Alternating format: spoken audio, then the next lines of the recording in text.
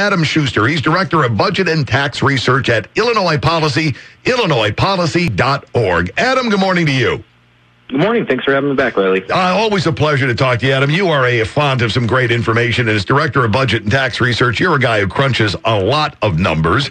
Some of the things that are on the radar this morning, it's back to school time, but that money needed for school sometimes finds its way elsewhere, doesn't it? That's right. And so when I was looking into this, I was thinking I'm a parent, and parents across Illinois right now are seeing their kids go back to school, and what we really want is for them to be getting the best education possible. And when I started looking into the numbers, what I found is that we're spending between $2,000 and $4,000 more than our neighboring states per student, but we're getting education results that are sort of middle average to below average at best. And, what accounts for that? And it turns out that it's because we're siphoning away dollars from the classroom. We're wasting them on this bloated administrative bureaucracy that we've established in our schools. We spend far more on district-level administrative costs than any other state in the nation. And as a result, the money's just not getting where it needs to go to kids' classrooms. It's being siphoned off by these six-figure bureaucrats. One of the pieces that gleaned from the Illinois Policy Report, you got over 9,000 top school administrators earn more than $100,000 a year, and each will receive $3 million or more in pension benefits over the course of their retirement. Exactly. Those heavy salaries come with very expensive pensions attached to them as well, the vast majority of which is subsidized by taxpayers. But it's not even just the fact that individually these people are so well compensated. Superintendents have a big job, and we understand if that's necessary to attract the talent. But it's just the sheer number that we have. We have 852 school districts in this state. We spend about $581 per student on that district level administration, and that's just superintendents, assistant superintendents, and their staff. That's not even including principals and guidance counselors in the school, just district level administration. If we spent the same as the national average, which is about 2.5 times less than what we spend, we'd save over $700 million a year. Wow. And that's money that could be either given back to property taxpayers, because schools are always the largest part of your property tax bill, or it's money that could be reinvested in the classroom rather than going to these bureaucracies, pay teachers better, get better classroom supplies, and those are the things that actually improve student outcomes and test scores. Wow, we're talking nearly $750 million. Or, another way to put it in perspective, when they pass this new education funding formula, it comes with $350 million annual increases. So this is more than double that in a single year if all we were to do is cut down on this wasteful bureaucracy that we've built up that really doesn't serve students' needs and doesn't serve parents' needs. You point out here in the past 4 years, Illinois public schools have seen a teacher and student shortage, but that number of administrators, that's not a shortage. That keeps growing. Exactly. So the number of students in Illinois has dropped by about 2%, and we've seen a drop in teachers of about the same amount, about 2% over the last several years. And that sort of makes sense because we're losing population. The state's, been losing population 5 years in a row. Right. However, the number of administrators is actually up by over 1.5%. So despite the fact that we're seeing fewer students to educate, fewer teachers to serve them, we still have more administration. And that's the same thing. We crunch these numbers that what I gave you about the if we match the national average on district level administrative spending, we crunched those numbers last year, and we were close to twice the national average. And other states are actually moving in the opposite direction because of technology. It's easier to manage more schools over a wider area, and so nationally the trend is sort of to leaner administration. But Illinois is going in the opposite direction, and so the gap has actually grown even more over the years because our teachers are going down, our students are going down, the administration keeps going up. You talk about the national, what people are doing nationally, getting away from that, but Illinois seemingly digging its heels in and staying right where we are. Is anybody even saying the right things as far as what to do here?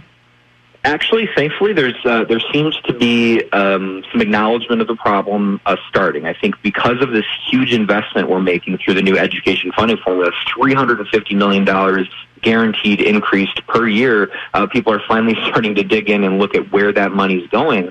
And so we've been working with some partners in the General Assembly. Most notably is Representative Rita Mayfield she's a West Chicago suburb, and we've been working with them on a bill that would empower parents and local residents would not be a top-down approach to consolidate school districts. And that wouldn't mean consolidating schools, but just the sort of the management function that oversees them.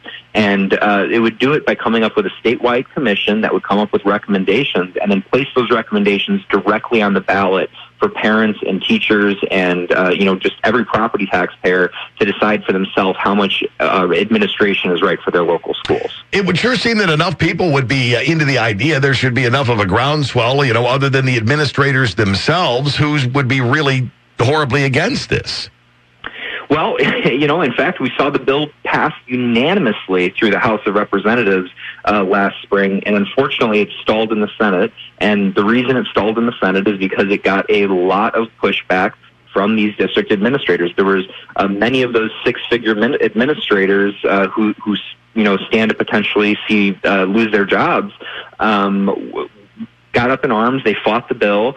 A lot of them were down lobbying against it, and they had paid lobbyists against it, and they kind of were able to maneuver to kill it in committee. And we're hopeful that it comes back up, because when you see a bill like this unanimously pass the House, it should be a nonpartisan, common sense idea that could be used either for tax relief or, again, to reinvest in our students. And the only ones who should be against this are, those who are self-interested and really trying to preserve resources for themselves rather than getting them to the classroom where it needs to be. Spending some time with Adam Schuster from Illinois Policy, illinoispolicy.org. I highly recommend you bookmark that website every day. They have new and really interesting things there. And as I pointed out time and time again, the great thing about Illinois Policy is, they'll tear into something with a critique, but they're also standing right by with their own ideas on how to make it better. It isn't just, all right, let's scorch the earth here and complain and move on. No, you guys always offer up ideas and ways that we should take things, which is why, before I let you go, I want to hit you up on this. You guys got a great piece over here at the Illinois Policy. CTU demands would cost taxpayers an additional $452 million. And I'm looking at a quote from you talking about how the Chicago Teachers Union demands are a political power play intended to establish dominance over a new mayor. Demands have nothing to do with students who will suffer if the union strikes and the families in the district who will have to scramble for care if teachers walk out. And that's really the only way to look at it, because Mayor Lightfoot's opening offer was beyond reasonable. She's already offering large raises to some of the highest paid teachers in the country, more highly paid than other major cities, certainly more highly paid than other teachers across the state of Illinois. And the fact that they're holding out for even higher raises, the fact that they're unwilling to accept an independent fact finder report that they wanted, and still, holding out and threatening to strike, sends the message that this is all about politics. This is about establishing their dominance over the mayor who did not have their support in the election, and it's putting students at risk. And it's going to cause a property tax increase if the mayor gives into their demand. Yeah, I was going to say, and you conclude by saying if we don't get pension reform at the state level and unions continue to demand unaffordable contracts, Chicago property taxes will go up. Absolutely, and Chicago is facing its own population problems. Under Mayor Emanuel, they saw a total of $865 million in property tax increases annually. I'm sorry, not just property tax increases, but a big part of that's property tax, but also water fees, sewage fees, 9/11 fees. And so they're overtaxed already, and they simply cannot afford the demands from the CTU, and they can't afford to be paying higher property taxes when they're already facing one of the highest cumulative tax burdens, state and local, in the nation. An additional $452 million. Luckily here in Illinois, we have big pockets full of cash. It shouldn't be that. Oh, wait a minute. I'm thinking of